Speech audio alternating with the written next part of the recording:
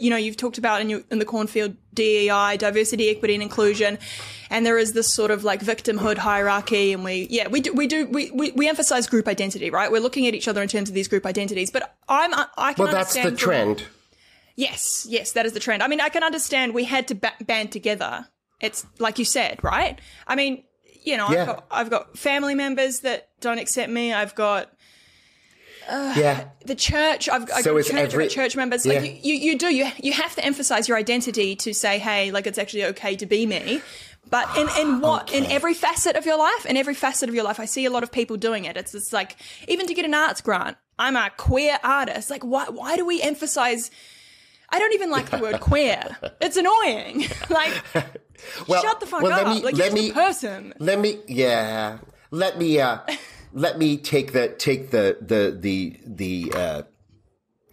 taint off of the word queer for you, because I had a conversation with a young client of mine, much younger than you, college, just came out of college. I was coaching her for graduate school. Lovely actress, young, passionate, interesting, considers herself a gender fluid actor, mainly because she successfully played a couple of traditionally male roles recently and really loved it and was great at it, got a lot of approval for it. But she's not in doubt about her sex or gender, the alignment of that. But we were talking and she says, well, I'm genderqueer. And I'm like, what do you mean by queer? And she said, well, I said, what does queer mean to you? She said, it means alternative. It means you can be whatever way you want. You don't have to be like, I said, that's not what that means. And I said, sit down. So now I'm going to read you. And I said, this is what queer means. Queer was something that was used against us to make us into deviants, mental defectives, people who deserve to be attacked, deserve to be jailed, deserve to be experimented on, deserve to be treated as less than human. That word was used for that purpose. Queer meant weird. Queer meant deviant. And when AIDS happened, to go all the way back to your first question, in 1981, when the first cases of AIDS were coming up and gay men were starting to die and the government was doing nothing, that was the word that the activists chose to say, we're here, we're queer, get used to it. That was about being radically out. The word queer was about, I live openly as a gay person, as a queer person, as a lesbian, whatever it is. Now queer has become this catch. It's like a sink drain for every fetish and Teletubby colored space personality that you think you want to try on for today. Look, I'm an actor. I've been a character actor my whole life. All I do is do funny voices and characters for a living. So I'm all for expression. But none of these people, the problem with it is, Melody, and I hear your heart in what you're saying. There are people out there who are at risk, who are vulnerable, who don't have it as good as other people, whose families throw them out. All of these things, but there are resources for these people. There are dedicated people out there.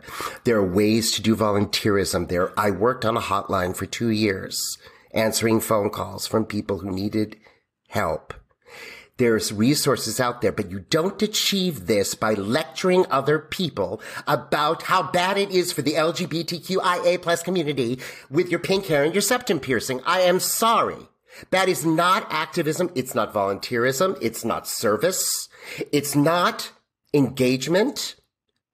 It's simply squawking about shit and then making it seem like you are as much at risk as these other people, and therefore you're the spokesperson, putting yourself up there as the high moral high ground and squawking at shit about things that you don't have to live with every day. It puts people at risk.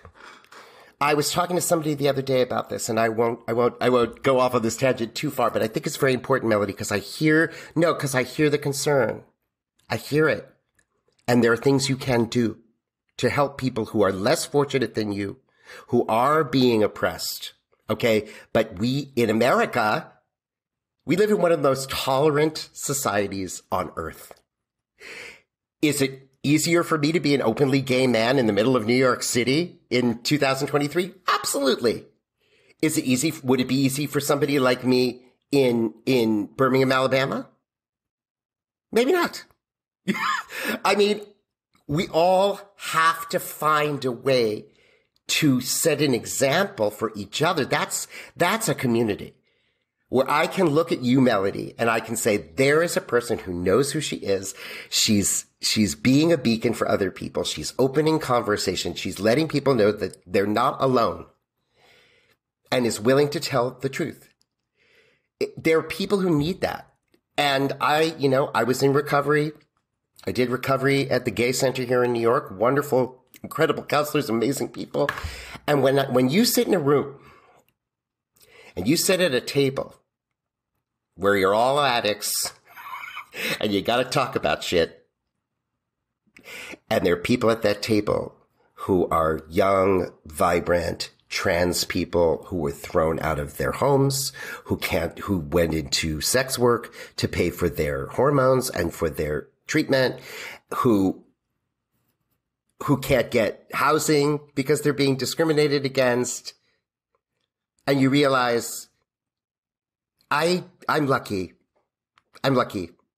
And so is this person, because they're here with these people who are here and dedicated to help. It's when people posture as being something, thinking that and the flag they wave around and the pronouns they use and the things that they hashtag, all you're gathering is comments and likes.